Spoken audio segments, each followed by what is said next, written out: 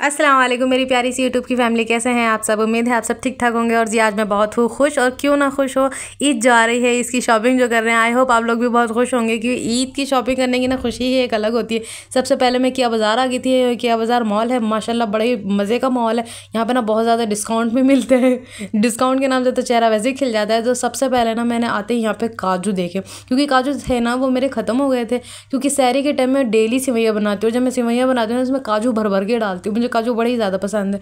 तो मैं यहाँ पे साथ साथ ये देख रही थी कि जब रमज़ान आते हैं तो हम पास्ता, चाउमीन, मैगी ऐसी चीज़ें तो बिल्कुल अवॉइड ही कर देते हैं। इन चीज़ की तरफ बिल्कुल ध्यान ही नहीं जाता। हमारा क्या कहते हैं, सहरी से, इफ्तारी से, इन्हीं सब चीज़ों से इतना पेट भर जाता है कि इन सब चीज़ों की तरफ बिल्कुल ध्यान ही नहीं जाता।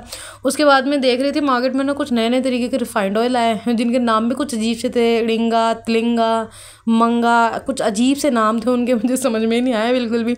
और जिसके बाद मैं देख रही थी मैगी भी कुछ अलग अलग वैरायटी की आई थी। एक तो मुझे समझ में आ रही थी, लेकिन ये मैंने नया नाम देखा। मैंने कहा कैरी डिलाइट। मैंने कहा ये कैसी मैगी है, ये तो बड़ी न्यू नेम है, लगता कोई नई कंपनी की मैगी है, बिल्कुल अजीब सी।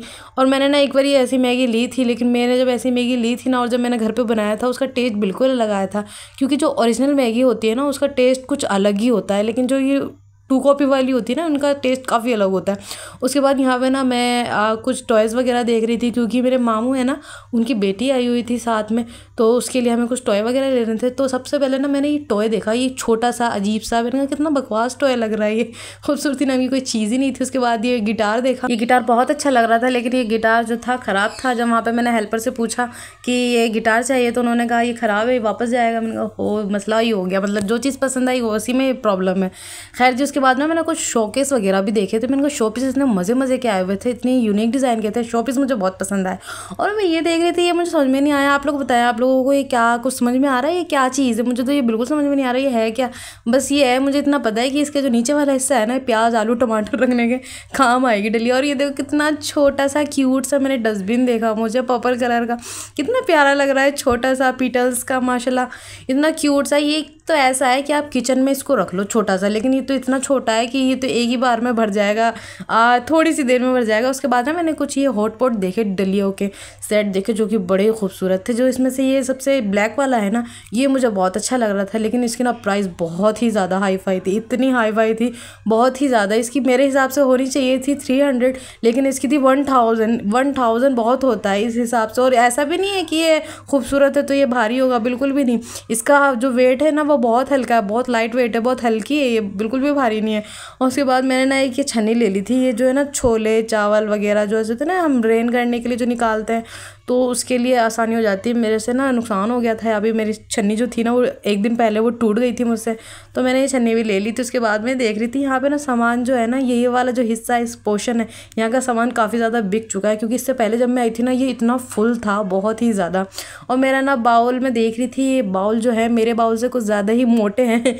मेरा जो बाउल है ना वो थोड़ा हल्का है, ये वाला जो बाउल है ना ये काफ़ी हैवी है, लेकिन इसका प्राइस भी बहुत ज़्यादा हैवी है। और ये छोटी छोटी कटोरियाँ कितनी क्यूट लग रही है। मुझे ना कटोरियाँ बड़ी अच्छी लगती हैं देखने में, तो ये ऐसी लगती हैं जैसे चाइनीज़ कटोरी हो, लेकिन आप इसको जब उठाओ ना तो ये बिल्कुल ऐसी हल्की पत्तल सी होती है।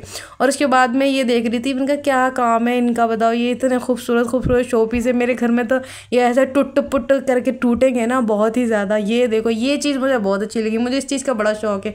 काश मैं इसमें जूस पीऊँ, शरबत पीऊँ, लेकिन मेरे यहाँ पे चलते ही नहीं है। क्योंकि जब भी मेरी अप्पी आती है ना तो मेरे साथ में भांजियाँ आती है, और जब भांजी आती है ना तो मेरे घर में इतना तोड़ फोड़ होता है ना, गिलास इतने टूटते हैं, कप इतने टूटते हैं कि बस मैं उनको ना समेटती रहती हूँ जब तक वो होती है। तो ये चीज़ें तो बस ऐसे ही निकल जाती हैं। और उसके बाद ना मैंने यहाँ पे देखा, मैं ना फिलहाल यही चीज़ देख रही थी मार्केट में क्या क्या नया आया हुआ है। कुछ चीज़ें मैंने खरीद ली और कुछ चीज़ें अभी बाकी हैं। मैं ना सोच रही थी कुछ ड्रेसेस लेने की, लेकिन यहाँ पे ना मुझे कोई ख़ास ड्रेस नहीं दिखी। और ये देखें, ये कुछ ये देख रहे हैं ना, ये स्टील के बर्तन है। यहाँ पे भी इससे पहले जब मैं इतना बहुत सारा था, लेकिन सबसे जो इम्पोर्टेंट चीज़ है ना वो ये है कि यहाँ पे ना जितनी जल्दी सामान आता है ना उतनी ज़्यादा जल्दी बिक जाता है। और मेरा फेवरेट डिटर्जेंट है ये वाला टाइड। और जी बस जो सामान हमें लेना था वो हमने ले लिया था। उसके बाद अब मैं जा रही थी घर पे। मॉल जो है ना वो पास में ही है, बस 10 मिनट का रास्ता है, तो गाड़ी से आने की कोई ज़रूरत ही नहीं पड़ती, पैदल ही आ जाते हैं, बहुत ही पास है। और यहाँ पे देखें आप, वैसे ही रौनक हुई पड़ी है माशाल्लाह, रमज़ान की वजह से रास्तों पे बहुत ही ज़्यादा।